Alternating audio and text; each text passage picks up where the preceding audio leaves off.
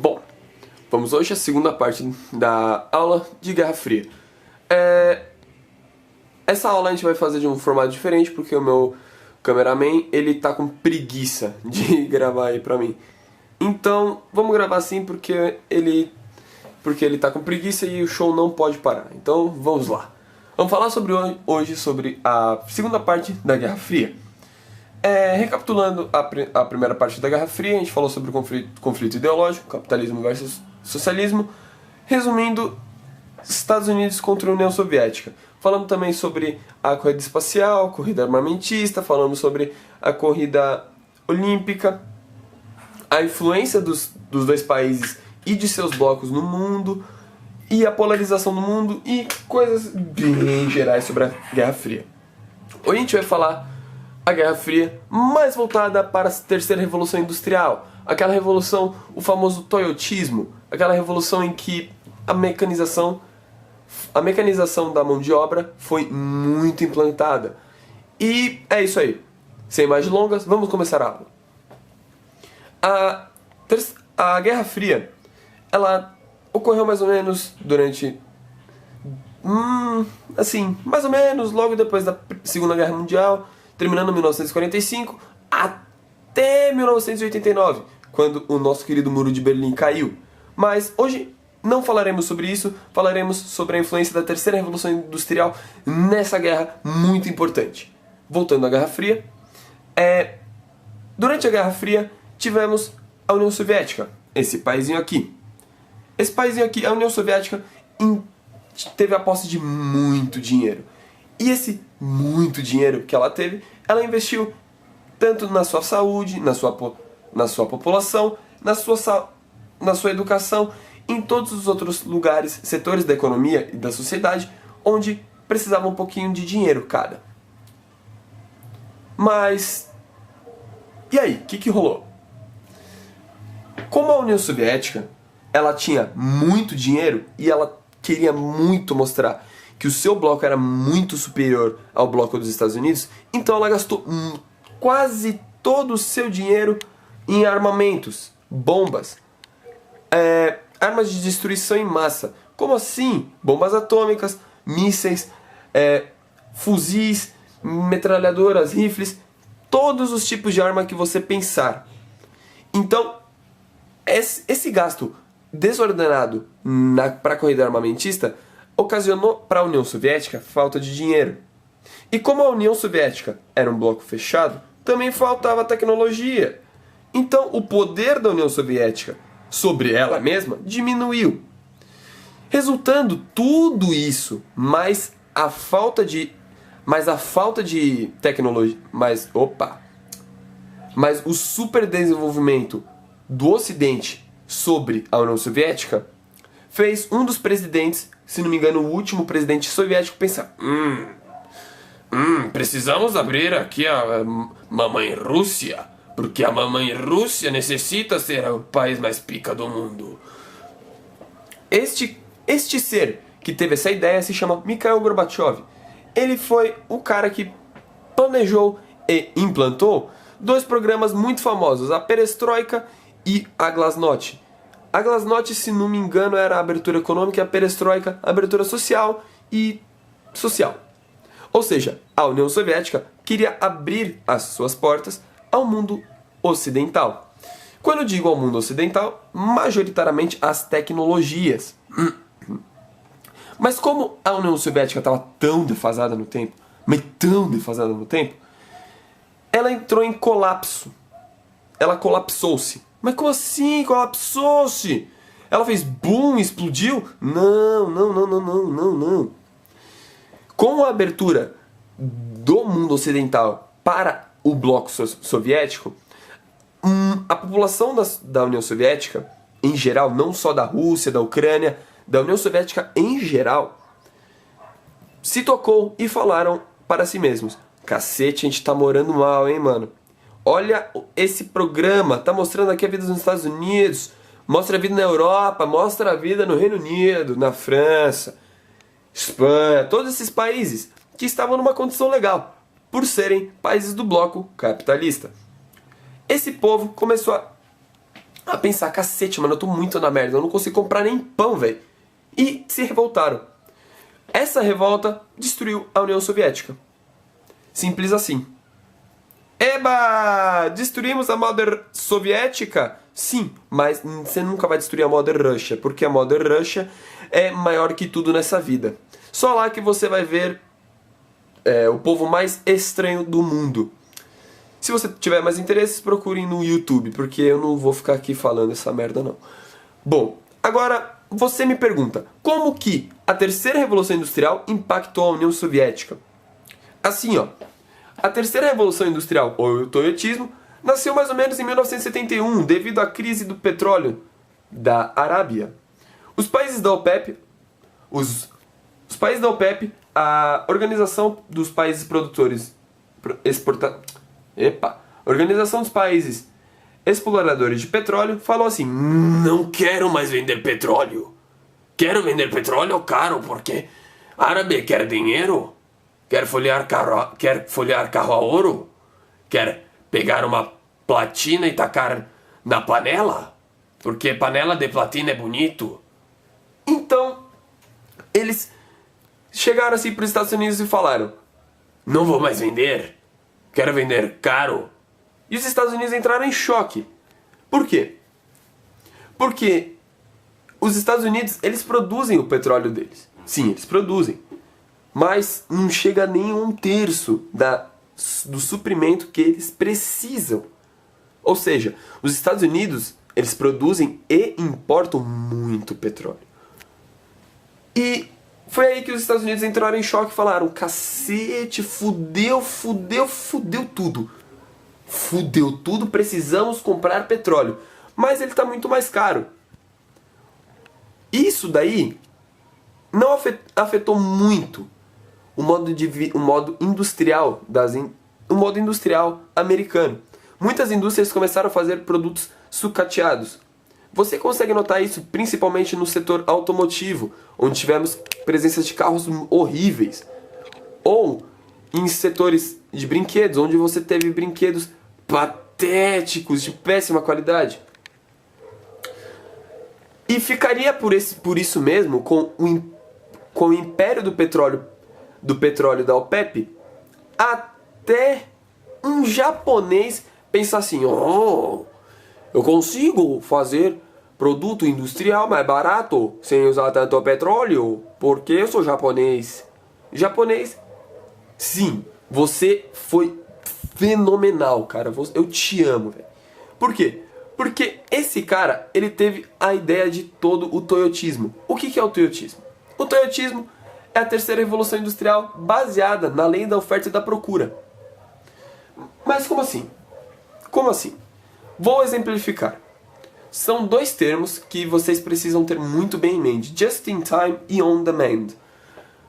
A terceira revolução industrial, por meio da lei da oferta e da procura, possibilitou que as indústrias produzissem just in time, somente já no tempo, ou seja, você não tem os intermediários, você não tem o estoque da matéria-prima, o estoque da matéria-prima utilizável pela indústria e o estoque dos produtos. Não, você já pega a matéria-prima, já faz o produto e já vende o produto. Esse é o just in time. E o on demand você faz devido à demanda da sociedade por tal produto. Obviamente, algumas indústrias vão ter algumas metas mínimas. Por quê? Porque em tempos de crise você não vai produzir muito. Então você deve demitir pessoas. E isso que está acontecendo mais ou menos aqui no Brasil, lá na Espanha e em outros vários países que estão sendo afetados por essa crise. Mas voltando, saindo de 2015, voltando mais ou menos para 1980, com este just in time e on demand, a terceira revolução industrial teve o seu boom. Junto com esses dois termos, tivemos a mecanização da mão de obra. Por quê? Porque todo dono de empresa quer mais lucro. Já o japonês, o cara da Toyota, que projetou a terceira revolução industrial e pôs à prova na fábrica da Toyota, que concordemos, deu muito certo, ele pensou assim, cara, eu tô aqui, eu tenho muita gente trabalhando e produzindo muito pouco. Já ouvi falar na nova tecnologia dos robôs, mas será que os robôs conseguem fazer mais e melhor e mais rápido que os humanos? Vamos ver. E foi aí que começou o processo de mecanização da mão de obra. O que é mecanização da mão de obra, professor? É só um nome mais chique para falar. Os robôs assumiram os papéis dos humanos nas indústrias. Pam, pam, pam. Música do Illuminati.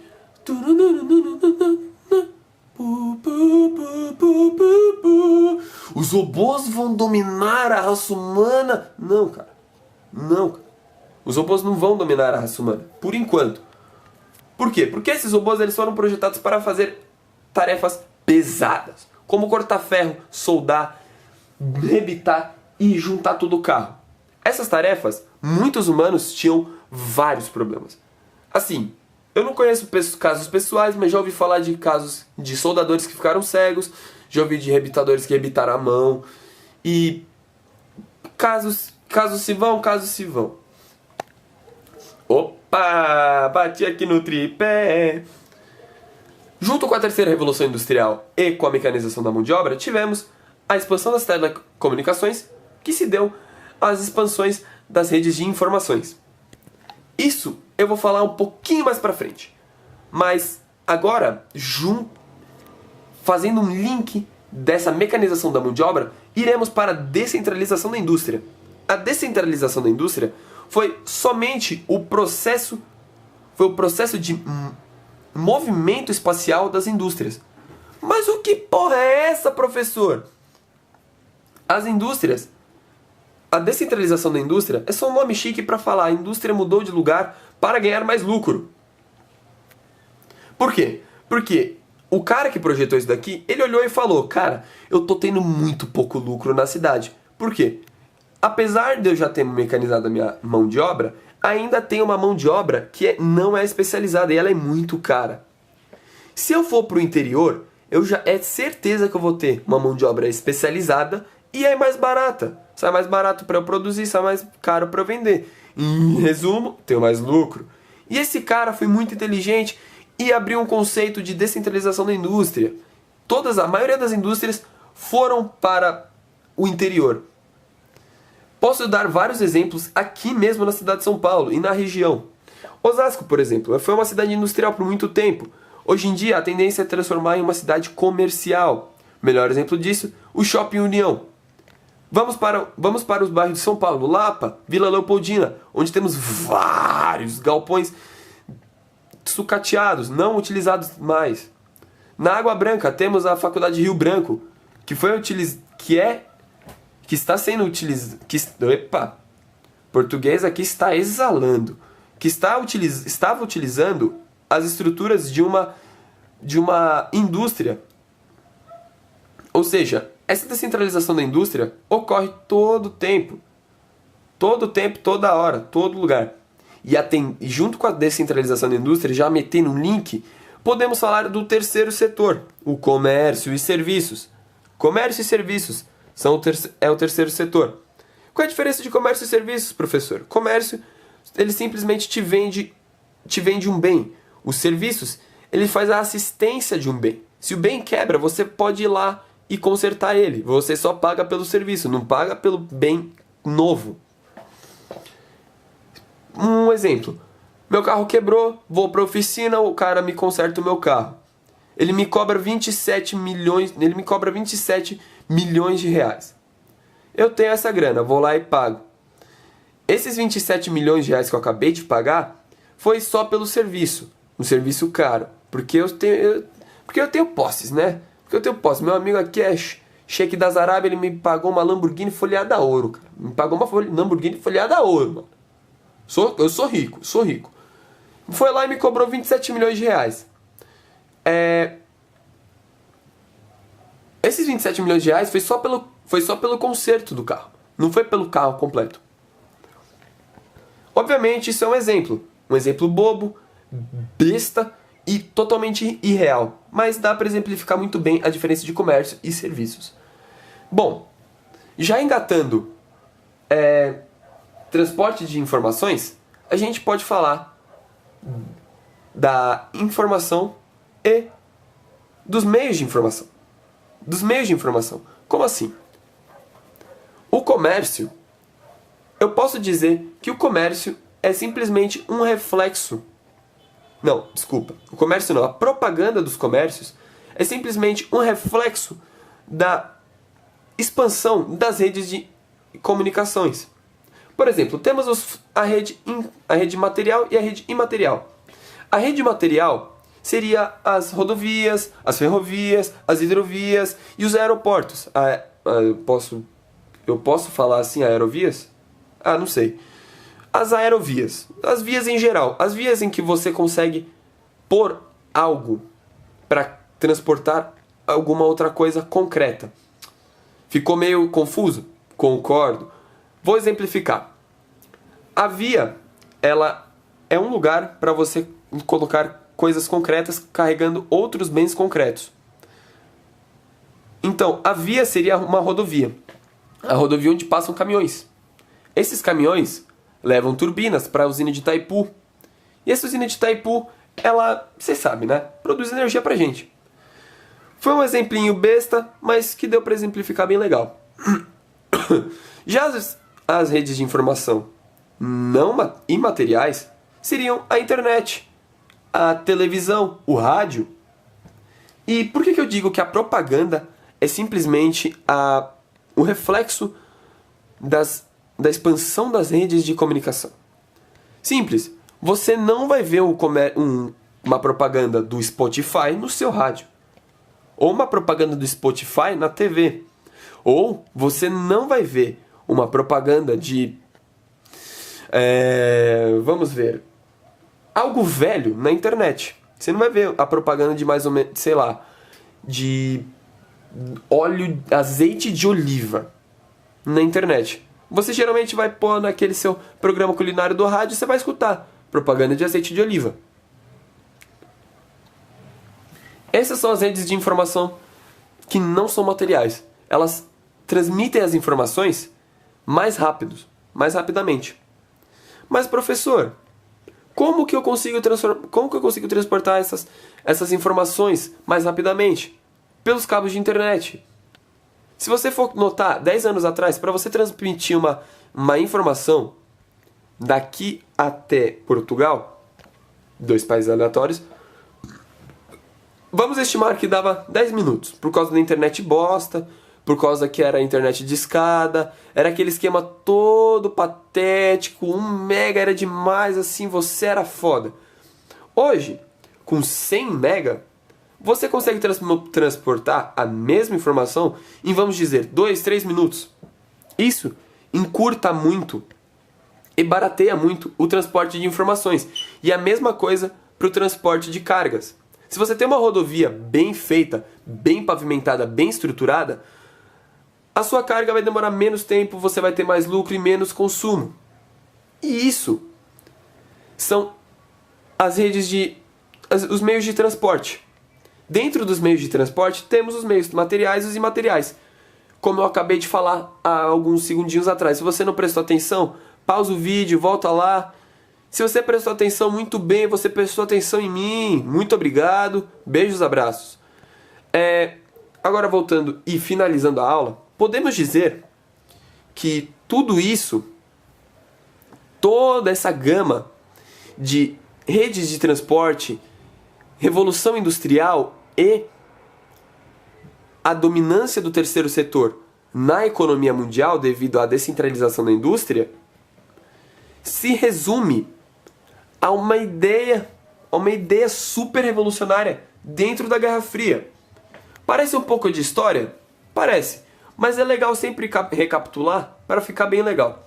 A terceira revolução industrial foi o toyotismo, baseada na lei da oferta e da procura, just in time, on demand, mecanização mão da obra, meteram mais robôs e os avanços das telecomunicações devido às redes de informações ficarem melhores. Isso resultou no quê? A falta de tecnologia da União Soviética, os altos gastos nas corridas armamentistas e espacial, por consequência, a diminuição de poder, transformando a União Soviética nesse desenho bosta aqui que eu acabei que eu fiz. Mas não foi a única consequência da terceira revolução industrial. A terceira revolução industrial, aqui ó, ela causou também a descentralização da indústria. A indústria saiu de lugar, dando muito lugar para o comércio. As pessoas que trabalhavam nas indústrias agora vão trabalhar no comércio legal ou ilegal. Trabalhar vendedor da CIA ou camelô da CIA. E, ainda em comércio, podemos dizer que a propaganda é simplesmente o reflexo da expansão das redes de informação. As redes de informação podendo ser divididas em redes materiais, redes imateriais. Desculpa, os meios de transporte. Meios de transporte. Vou até arriscar aqui. Calma aí, que o bagulho é tenso. Aqui, ó. Calma aí, mão errada. Meios de Os meios de transporte podem ser divididos nos meios de transporte, nos meios de informação e nos meios de transporte. Como assim meio de transporte e meio de informação? Meio de informação é Wi-Fi, internet. E meios de transporte, hidrovia, ferrovia, rodovia. Ambos os meios facilitaram os transportes de mercadorias e informações. Traduzindo, assim, podemos analisar que o globo ficou menor devido à facilidade de informação e de transporte de mercadorias pelos países que formam o nosso globo. Bom, isso foi uma aula bem resumida, bem legal, bem rapidinha, sobre alguns tópicos que muitas das pessoas que estudam geografia na escola jamais pensariam que poderiam se interrelacionar. É sempre legal dar uma interrelacionada sobre tudo. Mas se você não entendeu, deixa lá nos comentários. Se você entendeu, deixa lá nos comentários que entendeu. Compartilhe, mande nos seus grupos de WhatsApp, Facebook, Twitter. Se inscreva no canal, mete o joinha e me ajudem a divulgar a palavra, porque isso é sempre muito legal. Beijos, abraços e fala!